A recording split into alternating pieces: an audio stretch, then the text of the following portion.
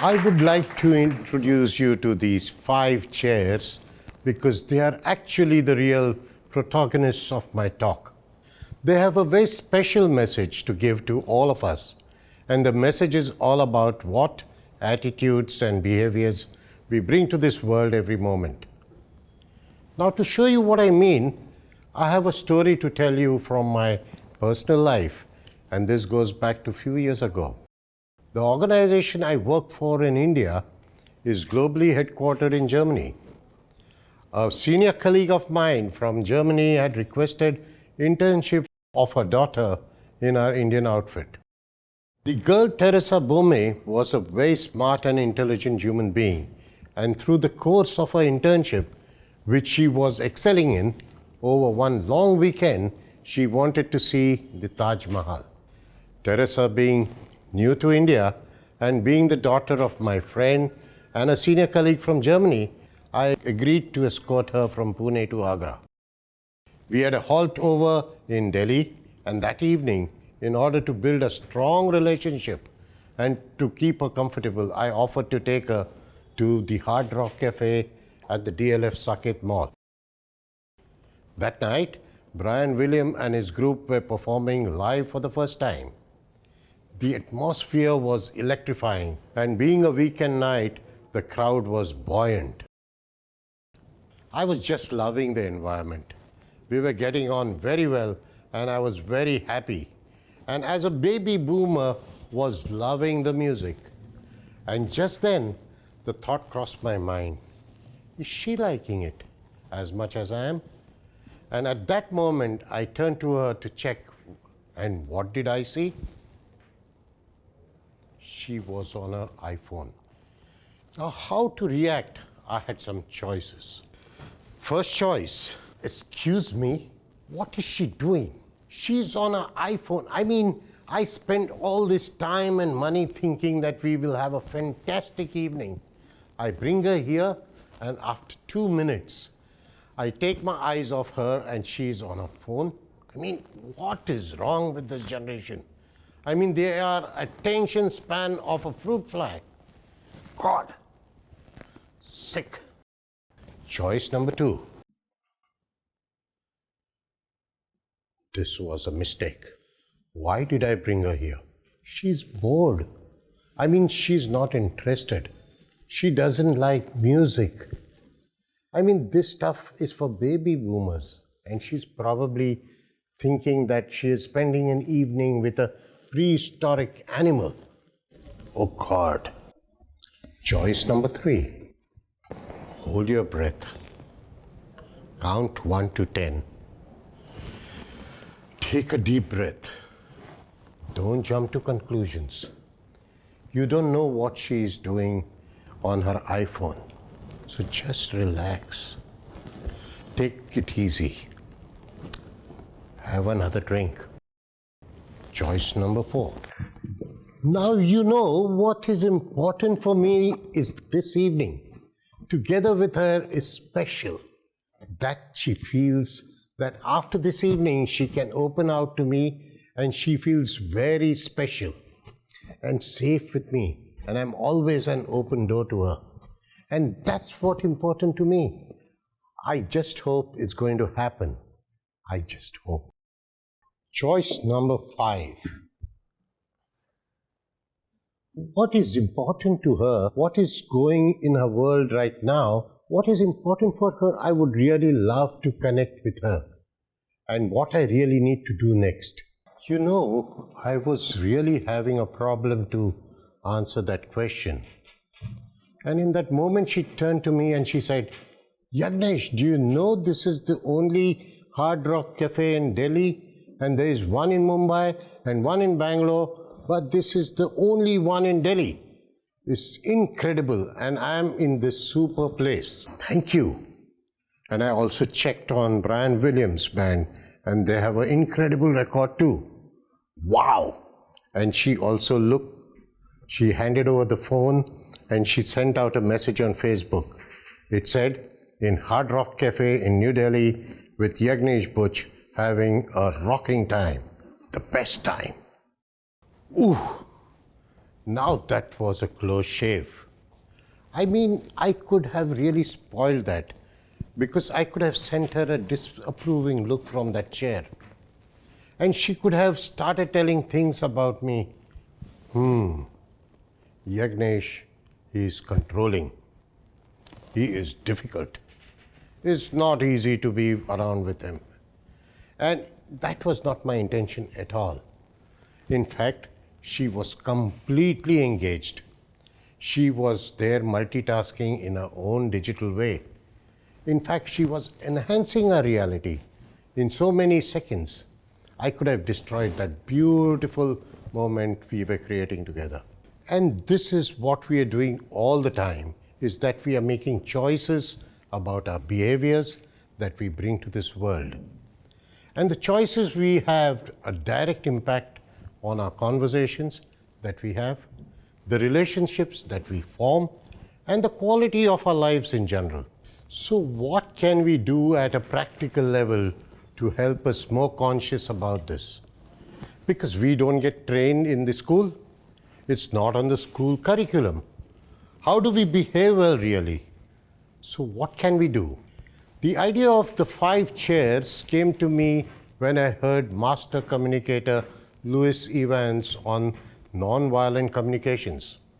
And after that, it sort of changed my life. After that, I decided it was a message that I needed to get to our workplaces. Workplaces where I spend most of my time and we produce most of our questionable behaviors, sometimes toxic behaviors. So the idea of the 5 chairs is to help us to slow down on how we are behaving in every moment of our lives and analyze what's going on. So I would like to do is to look at these chairs more closely and explain them. The red chair, this is the jackal chair. Jackals are incredibly clever, incredibly opportunist animals. They are always on the lookout to attack. And in fact, this chair here is the chair from which we misbehave the most. In this chair, we love to complain, to blame, to punish, to gossip. But the supreme game from this chair is to judge. And if you don't believe me, I invite you to go on a mental diet. I invite you to spend 1 hour with some human beings and see if you can do it without a single judgment going through your mind. Just imagine someone comes in from the door and biz, biz, biz. And you say things like, we like, don't like, not interested. And we don't know anything about them at all. So the chair here is a judging chair. There is another game I would like in this chair, and that is I am right. And I used to do this all the time until my sister Sheila gave me some feedback. I used to do it with my mother because my mother liked to exaggerate, and she would say things like, oh, there were 30 people at the gathering. And my job was to correct her by saying, no, Ma, there were not 30, there were 13 of them. So I was the policeman of the situation. My sister touched me and said, it doesn't matter. To which I looked at her and I said, yes, it does matter. Because she is wrong and she needs to be corrected for her own good. She touched me again on my arm and said, do you want to be in a relationship with your mother or you want to be right? Big lesson. From then onwards, I looked at my mother's exaggeration as a form of abundance. So in this chair, we tend to see what is wrong with other people rather than see what is right. Mother Teresa taught us, the more we judge people, the less time we have to love them. The next chair is the hedgehog chair, the yellow chair. Now, when we behave like hedgehogs, we feel very vulnerable and we tend to curl up. We protect ourselves from the evil world, and What we do in that, we mercilessly judge ourselves in this chair. So we turn this red chair onto ourselves and say things like, I'm not intelligent enough. I can't do this. Nobody believes in me. And we have certain fears. Fears of being rejected, fears of disappointment, fears of failing, and we also play the victim. So we feel nobody cares for me. Nobody loves me. And when I talk to many audiences and ask them, where do you sit? Hardly anybody sits in this chair, as it's quite difficult to admit our weaknesses sometimes. We need a lot of courage, and yet we all suffer from self-doubts.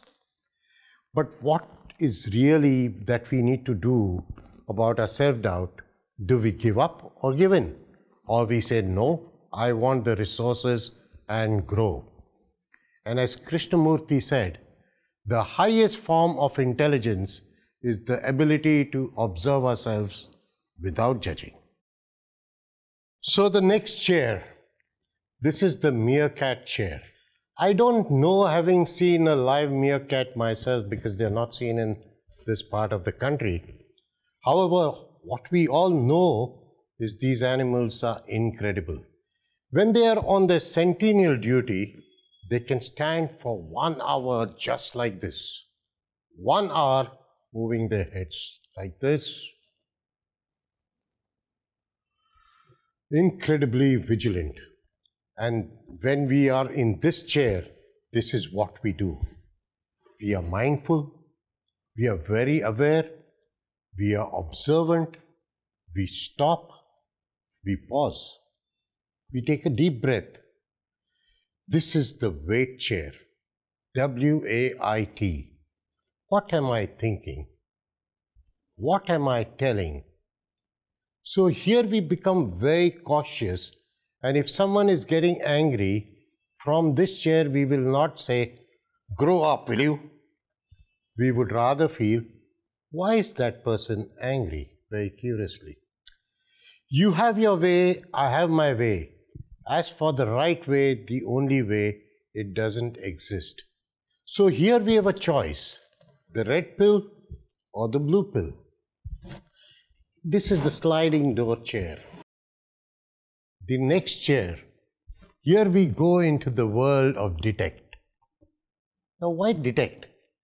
Because we become detectives of ourselves, like Sherlock Holmes of ourselves. We take a magnifying glass and look at our behaviors. This is a very beautiful chair because we become self-aware. We know who we are. We know what we want. We know where we are going. We are not afraid to speak out the truth. But we create our boundaries and we look after ourselves in this chair.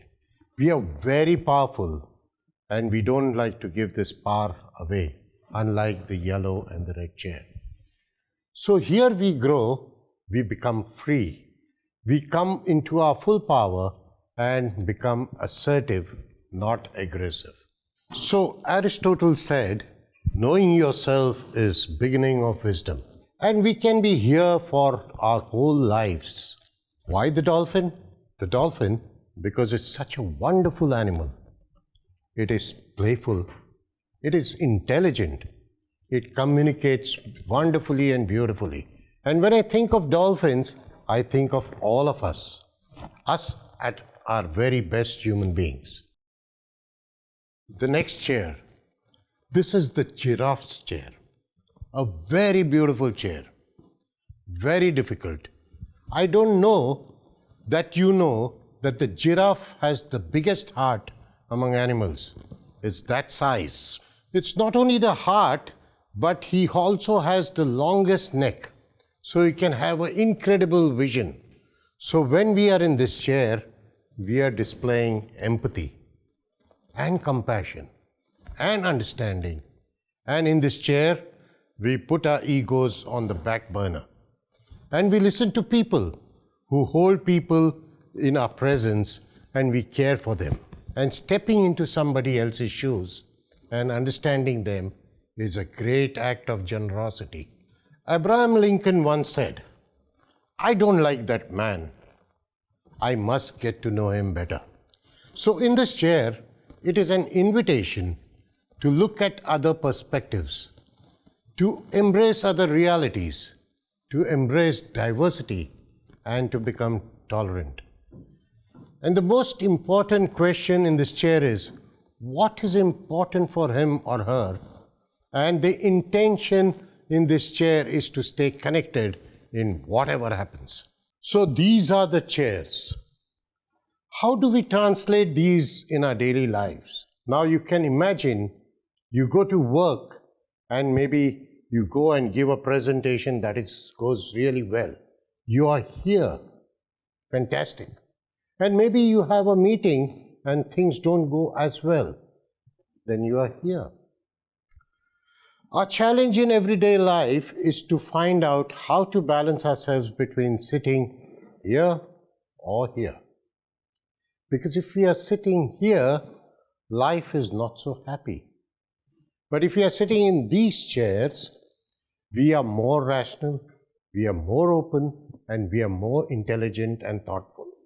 So something that moved me very, very deeply when I read it was this. Viktor Frankl in his book wrote, "Everything can be taken from a man but one thing, the last of human freedoms, that is to choose one's attitude in any given set of circumstances." This is so powerful. So when next you want to snap at your children, or argue with your partner, or punish someone at work, come to this chair. And by chance you land up in this chair, that's the red chair, which happens quite often. Can we find courage and say, "I'm sorry," and make things right again? So my invitation to you is to take all these chairs home with you. Play with them. Make them your own. Teach them to your kids. They get this immediately. Put 5 of them in the board of the meeting room at work. I assure you that your meeting will improve. And next time somebody presses one of your red button, just think, 5 chairs, 5 choices. Can we all commit in making our homes, our workplaces, and this world a better place? One behavior at a time. Thank you.